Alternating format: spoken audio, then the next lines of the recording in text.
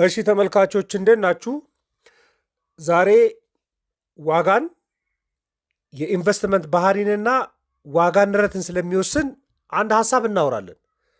ስፔኩሌቲቭ ቢዝነስ ይባላል። እንደዚህ ቢዝነስ ምን ማለት ነው? አትርፎ መሸጥ ወይም ደግሞ አከማይቶ ጊዜ ጠብቆ አውጥቶ መሸጥ ማለት ነው።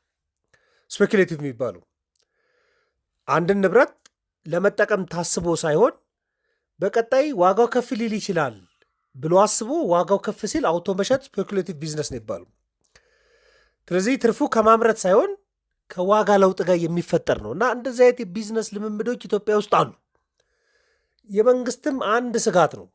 በተለይ የብድር ጣራን ከማንሳት ጋር አንድ የሚነሳው ስፔኩሌቲቭ ቢዝነሶች ሊኖሩ ይችላሉ የሚል ስጋት ስላለ ነው። ስለዚህ ዛሬ የዚህ ቢዝነስ ሞዴል ምንድን ነው፣ ኢትዮጵያ ውስጥ ደግሞ የትኞቹ የቢዝነስ ባህሪዎች ላይ ይታያል የሚለውን እና ስጋቶቹንም ጨምሬ እድሎቹንም ጨምሬ አቀርብላችኋለሁ። ለመኖሪያና ለንግድ የሚሆኑ ሱቆች አንድ ላይ በመገናኛ የመዲናችን መሃል በሆነችው መገናኛ ከእስራኤል ኤምባሲ አጠገብ እንዲሁም ከሃይሌ ሪዞርት በቅርብ ርቀት ላይ ከባለ 1 እስከ ባለ 3 የመኝታ ክፍል አማራጭ ያላቸውን አፓርትመንቶችን በ660 ሺህ ብር ቅድመ ክፍያ ብቻ አቅርበንልዎታል። ለንግድ የሚሆኑ ሱቆች ነዋሪ በሞላበት ህንፃ ላይ ከ24 ካሬ ጀምሮ በ300 ሺህ ብር 10% ቅድመ ክፍያ ጀምሮ ቀሪውን ክፍያ የእርስዎን ፕሮግራም መሰረት አድርገው የሚከፍሉት ምርጥ እድል። በእኩል ሰዓት የሱቅና የቤት ባለቤት ለመሆን በ096921 1919 ይደውሉልን። መደላድሎች ነን። በምቾት ይኖሩ። እንግዲህ ይሄ ቢዝነስ ስፔኩሌቲቭ የሚባለው ቢዝነስ ወይም ደግሞ አትርፎ ወይም ደግሞ ሸሽጎ ከሆኑ ቆይታዎች በኋላ መሸጥ በሁሉም ሀገር የተለመደ ቢዝነስ ነው። እንዲሁም ባደጉና በበለጸጉ ሀገራቶች ላይ ስቶክ ይገዛል። ሰው አክሲዮን ይገዛል፣ ወዲያው ይሸጣል። ፕላትፎርሙም ስላለ እቃዎች ይገዛል፣ ወዲያው ይሸጣል።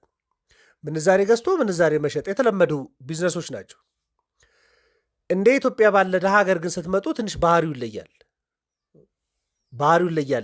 ወደ ሪል ስቴት ሊዞር ይችላል፣ ወደ መሬት፣ የውጭ ምንዛሬ፣ ወርቅ፣ የግብርና ምርቶች እንደዚህ እና የዚህ አይነቱ ስርዓት አንዳንዴ ከእውነተኛ ኢኮኖሚ ምርት በበለጠ ፍጥነት አንዳንድ ዋጋ ሲጨምር ትመለከታላችሁ። እንዲህ ምን ተፈጥሮ ነው አሁን የመሬት ዋጋ እንደዚህ ነው? ምን ተፈጥሮ ነው የቤት ዋጋ እንደዚህ ነው? ምን ተፈጥሮ ነው የዘይት ዋጋ እንደዚህ ነው? ምናምን ትላላችሁ።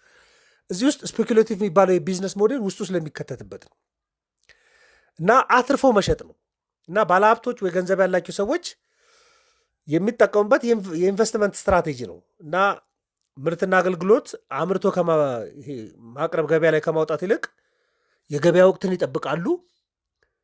ወቅት በቃ ጥሩ የሚባለውን ወቅት ማለት ነው እና የትኞቹ ወቅቶች እንደሆኑ እነግራችኋለሁ። እና የዋጋ እንቅስቃሴን ደግሞ ይመለከታሉ። የገበያና የዋጋ እንቅስቃሴን ይመለከቱና የሚሰሩ ቢዝነስ ነው በተለያዩ ዘርፎች ላይ። ለምሳሌ አንድ ሰው መሬት በ2 ሚሊዮን ብር ዛሬ ገዝቶ ወይ ደግሞ አምና 2 ሚሊዮን ብር ገዝቶ 1 ዓመት አጥሮ ቆይቶ እጥፍ ሊሸጠው ይችላል። ይሄ ማለት ስፔኩሌቲቭ ቢዝነስ ነው። ምንም አላደረገም። እጁ ላይ የነበረው 2 ሚሊዮን አንድ መሬት ገዛበት፣ ከ2 ዓመት በኋላ ሸጠው። እጁ ላይ ያለውን 2 ሚሊዮን ብር አንድ ቤት ገዛበት፣ ከዓመት በኋላ ከ2 ዓመት በኋላ እጥፍ አድርጎ ሸጠው። ይህ ስፔኩሌቲቭ የሚባል ቢዝነስ ነው። ኢትዮጵያ ውስጥ በጣም የተለመደ ነው። በደንብ በኋላ ልናውራበት እንችላለን። ምናልባት ሰው የዛሬ ዓመት 1 ግራም ወርቅ በ10 ሺህ ብር ገዝቶ ሊሆን ይችላል። አስቀምጦ አሁን ላይ ገበያ ውስጥ ወጥቶ በመደበኛ ገበያ 30 ሺህ ብር እንኳን ቢሆን 1 ግራም፣ ነገር ግን እሱ ቤት የተቀመጠ ወርቅ ነው በሚል 20 ሺህ ብር ሊሸጠው ይችላል። እጥፍ ሊሸጥ ይችላል። ይህም በቃ ስፔኩሌቲቭ ማድረግ ቢዝነስ ነው። ምናልባት ሰዎች ዝቅ አድርገው ደግሞ ሊመለከቱት ይችላሉ። በቃ ሰው የዛሬ 2 ወር 5 ሊትር ዘይት እጁ ላይ ያለው ሰው ምናልባት በ1400 ብር ገዝቶ ሊሆን ይችላል። አሁን 1800 እና ከዛ በላይ ይሆናል። በ1600 ብር ከጎኑ ላለ ሱቅ፣ ሰፈር ውስጥ ላለ ሱቅ ቢሸጥ 200 ብር ሊያገኝ ይችላል። በትንሹም ስታስቡት እንደዚህ ይሄ ማለት ነው የቢዝነስ ታይፕ። ምናልባት አንድ አክሲዮንን የዛሬ ዓመት የዛሬ 2 ዓመት በ1 ሺህ ብር ዋጋ ገዝቶ ሊሆን ይችላል። ዛሬ የአብዛኞቹ ባንኮች አክሲዮን ወደ 2900 ብር ከፍ ይላል። የ1 ሺህ ብሩ የሚገዛው የሚያገኝ ከሆነ 2900 ብር ሊሸጠው ይችላል። 1 ሺህ ብር የገዛውን አክሲዮን 2900 ብር ሊሸጠው ይችላል። ስለ ትርፉ የተገኘው ምርት ማሻሻያ አድርጎ አይደለም። ዘይት የገዛው ሰውዬ ዘይት ላይ እሴት ጨምሮ አይደለም። ወርቅ የገዛው ሰውዬ ወርቁ ላይ እሴት ጨምሮ አይደለም። ቤት የገዛው ሰውዬ ቤቱ ላይ እሴት ላይ ጨምር ይችላል። መሬት የገዛው ሰውዬ መሬቱ ላይ እሴት ላይ ጨምር ይችላል። ነገር ግን ዋጋ ሲሻሻል ጠብቆ ዋጋ ስላደገ ብቻ ሸጦ የሚያገኘው ቢዝነስ ስፔኩሌቲቭ የሚባል ቢዝነስ ሞዴል ነው። እንደውም አንዳንዶች ምን ያደርጋሉ? ሪል ስቴት ሊገዙ ይችላሉ። ወይ ደግሞ ያላለቀ ቤት ሊገዙ ይችላሉ። እና ይጠብቁትና መሰረተ ልማቱ ሲስፋፋ የቤት ፍላጎት ሲያድግ እጥፍ ከዛ በላይ ሊሸጡ ይችላሉ። ስለዚህ ዋና ያትርፎ መሸጥ ምሳሌ የሚባለው እንደውም ሪል ስቴት ነው። ሪል ስቴት ቤቶች ሰው በ40 ሺህ ብር ካሬ ሊገዛ ይችላል። ስለዚህ 1 ዓመት 2 ዓመት ቆይቶ በ100 ሺህ በካሬ በ100 ሺህ ሊሸጥ ይችላል። ያላለቀ ቤት ሊገዛ ይችላል። ከባለ ዕጣ የወጣ ኮንዶሚኒየም ሊገዛ ይችላል። መሬት ሊገዛ ይችላል። የሆነ የቸገረው ሰው ሲሰማ ሊገዛው ይችላል። ስለዚህ ትንሽ በቃ ዝም ብሎ ገዝቶት በባለጣው ጊዜ ላይ ይገዛና ከ1 ዓመት በኋላ ነዋሪዎች መኖር ሲጀምሩ 4-5 እጥፍ እያደረገ ይሸጣል። ይሄ ስፔኩሌቲቭ ነው ይባላል። ቁሳቁስ ላይ ሲውል ማለት ነው። ምንዛሬም እንደዚህ አይነት አክቲቪቲ ያለበት ምንዛሬ። ምክንያቱም በምንዛሬ እጥረት ምክንያት አሁን ውድ ነው ምንዛሬዎች። ሁሉም ዩሮንም ብትቆጥሩ፣ ፓውንድንም ብትቆጥሩ፣ ዶላር ሁሉም ውድ ናቸው። ሰዎች በሚችሉት መካኒዝም በሙሉ የውጭ ምንዛሬ ይገዛሉ። ለምሳሌ በ150 ብር ጊዜ ይገዙና በ170 ብር ጊዜ ሊሸጡ ይችላሉ። በኋላ አቅርብላቸው። ሁሉም ሌጋል ነው ማለት አይደለም፣ ግን ቢዝነሱ በህይወት ያለ ነው። ለምሳሌ የውጭ ምንዛሬ ስፔኩሌት ማድረግ የለባችሁም፣ ማከማቸት የለባችሁም ሲባል ሰማላችሁ። ስለዚህ የጥቁር ገበያ ተሳትፎን የሚያሳድገው አንደኛው ስፔኩሌቲቭ ነው። በ150 ብር ጊዜ ገዝቶ ከ2 ወር በኋላ 160 170 የገባ ጊዜ በ1 ዶላር 10 ብር እያተረፈ ይሸጣል ማለት ነው። ይሄ ቢዝነስ ታይፕ አለ። ግብርና ምርት ላይ ይሰራል። አሁን በቅርቡ ቡናን ያከማቻችሁ አውጥታችሁ መሸጥ አለባችሁ በህግ ያስጠይቃል ምናምን የሚል ዜና ተመልክቻለሁ። እና ነጋዴዎች ቀድመው ያጠራቅማሉ። ጤፍ ቀድመው ያጠራቅማሉ፣ ቡና ቀድመው ያጠራቅማሉ፣ የቅባት እህል ቀድመው ያጠራቅማሉ፣ ጥራጥሬ ስንዴውንም ገብሱንም ቀድመው ከአርሶ አደሩ በዝቅተኛ ዋጋ ገዝተው ያስቀምጡትና እጥረት ልክ ሲከሰት ዋጋ ከፍ ሲል ወደ ገበያ ይዞት ይወጣሉ። የተለመደ ነው። ስለዚህ በፍጥነት ከመሸጥ ይልቅ ዋጋው ሲጨምር ይጠብቁና የአቅርቦት እጥረት ሲኖር ይጠብቁና አውጥቶ ይሸጡታል። ይሄ ስፔኩሌቲቭ የሚባል የቢዝነስ ሞዴል። በቃ ምንም የሚሰራው ቀላል መካኒዝም እየተከተሉ ነው የሚሰሩት። የመረጡትን ንብረት ይገዛሉ፣ ወይ ሰው ሊያማክሩ ይችላሉ፣ ወይ በራሳቸው በቀጣይ ምን ሊሆን ይችላል ብለው የመረጡትን ንብረት ሊገዙ ይችላሉ። የገበያ ሁኔታው እስኪለወጥ ይዘው ያቆያሉ። ስፔኩሌቲቭ የሚያስብለው ቃሉም ይሄ ነው። ይዘው ያቆዩታል። ይዘውት 1 ዓመት 2 ዓመት 3 ዓመት 4 ዓመት ሊያቆዩት ይችላሉ። ታያላችሁ። የጋራ መኖሪያ ቤቶች አካባቢ ትሄዱ ምንም ያልታደሱ ክፍት ቤቶች ታያላችሁ።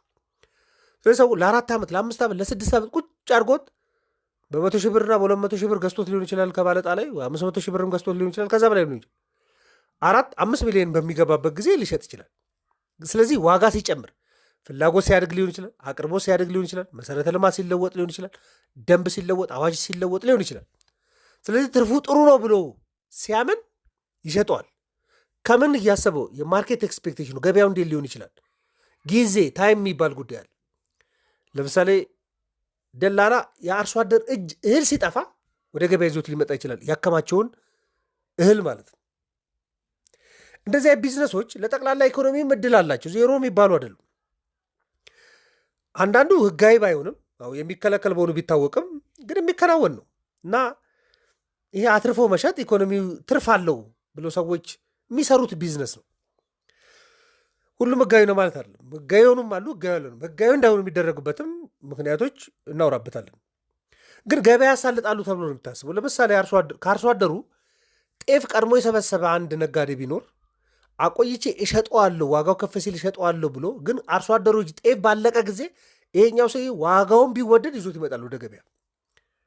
ስለዚህ እጥረት ሲፈጠር ምርት ወደ ገበያ ይዘው ይመጣሉ ተብሎ ይታሰባል። እንደዚህ አይነት ገበያዎች ኢንፎርማል ሴክተርም እነዚህም የገበያ ስጋትን ሊከላከሉ ይችላሉ። አርሶ አደሩ በርካሽ ከሚለቀው በሚል ሊሰበስቡት ይችላሉ። የዛን ቁስ ርካሽ ዋጋም ሊጠብቁ ይችላሉ ተብሎ ይታሰባል። አንዳንዴ ዋጋን ከመውደቅም ያድኑታል ተብሎ ይታሰባል። ካፒታልም ያድጋል ተብሎ ነው የሚታስበው። ለምሳሌ ሰዎች ገንዘብ አለኝ እጄ ላይ ምን ላድርግ ብለው ቤታቸው ቁጭ ያደረጉት ገንዘብ ሊሆን ይችላል። ግን አይ ብረት ጥሩ ነው፣ እስቲ ብረት ገዝቼ ቤቴ ባከማች ብሎ ወደ ገበያ ከመጣ ገንዘቡን ይዞት ወጣ ማለት ነው። ካፒታል ወደ ገበያ ወጣ፣ ከቤት ወደ ገበያ ወጣ። ስለዚህ ካፒታል ወደ ገበያ የሚገባበት ስልት ነው ተብሎ ነው የሚታሰበው። ግን ስጋት ያለበትም ነው። ምክንያቱም ሰው ሰራሽ ዋጋነት የሚፈጠረው በዚህ ወቅት ላይ ነው። ስለሚሰበስቡት ዋጋው ሲጨምር ሊሸጠዋል ብሎ ስለሚሰበስቡት ከገበያ ጥፍት ሲል ሲመጣ ዋጋው ውድ እንዲሆን ያደርጋል። ኢቭን ከገበያ ሲጠፋ መጀመሪያ የሚሸጡ የነበሩት ዋጋው እንዲጨምሩ ያደርጋል። አንዳንዴ ደግሞ ቤት ላይ በተለይ ቤት ላይ እንደ ኢንቨስትመንት ቤት መወሰድ ሲጀምር በቃ ጥቂት ገንዘብ ያላቸው ሰዎች ቤት እንዳያገኙ ያደርጋል። የሆኑ ሰዎች ቦታ ላይ እንዲከማች ያደርጋል። ምንዛሬ ላይ በተለይ ደግሞ እንዳይረጋጋ ነው የሚያደርገው። ሁሉም ከገበያ ላይ ጥርግ አድርገው ዶላር ሲያድግልኝ እሸጣለሁ ብሎ በየቤቱ ቢደብቅ ብላችሁ አስቡ። ስለዚህ ገበያው ላይ ዶላር ይጠፋል፣ ብር የመግዛት አቅሙ ይዳክማል ማለት ነው። አንዱ ብር እንዲዳከም ከሚያደርጉት ምክንያቶች መካከል ስፔኩሌሽን ነው። በስጋት ቤቱ ያስቀምጣለ፣ ግን ቆይቻ አተርፍበታለሁ ብሎ ደግሞ ያስቀምጣለ። በሁለቱም ሪዝን ነው። በዋናነት እኛ የምናወራው ቢዝነስ ለትርፍ ብሎ የሚሰሩትን የምናወራው። ገበያንም ሊያዛባ ይችላል። ምክንያቱም እቤቱ እየሸሸገ አቅርቦት እንዲያጠር ሊያደርገው ይችላል። ስለዚህ ምንም እኮ አቅርቦት አልጠፋም፣ ግን የሆኑ ሰዎች ስላከማቹት ነው። ስለዚህ ዲስቶርት ሊያደርገው ይችላል ገበያውን ማለት ነው። እና ኢኮኖሚ ላይ ተጽዕኖ አላቸው። ዋጋ ንረት ሊፈጥሩ ይችላሉ። መሸሸግ ዋጋ ንረትን ያባብሳል። መሸሸግ ሲኖር አቅርቦት እንዲቀንስ ሊያደርግ ይችላል። አንዳንዴ ደግሞ ትልልቅ ሀብት ያላቸው ሰዎች ብዙ ስራ የሚፈጥሩ ቢዝነሶች ላይ ከሚሳተፉ ይልቅ የሆነ ንብረት እየገዙ ቁጭ እያደረጉ ሲያተርፍ መሸጥ። ስለዚህ ብዙ ይሰራል የሚባል ኢንቨስትመንት አቅም ካፒታል በቃ እቃ ገዝቶ ወደ መሸጥ ይዞራል። በቃ ምንም የስራ ዕድል የማይፈጥር የታክስ ሲስተም ውስጥም በጣም አክቲቭ ያልሆነ ለኢኮኖሚ ምርት የማያመጣ ላይ እንዲውል ያደርጋል። እንደዚህ ተጽዕኖች አሉ። ለዚህ ነው የመንግስት እርምጃዎች በጣም ብዙ ናቸው። አሁን ኢትዮጵያ ውስጥም ፕሮፐርቲ ታክስ አክቲቭ ከተደረገ በኋላ ሰው ቤት እንኳን ሰርቶ ያለማከራየት መብት ሊኖረው አይችልም።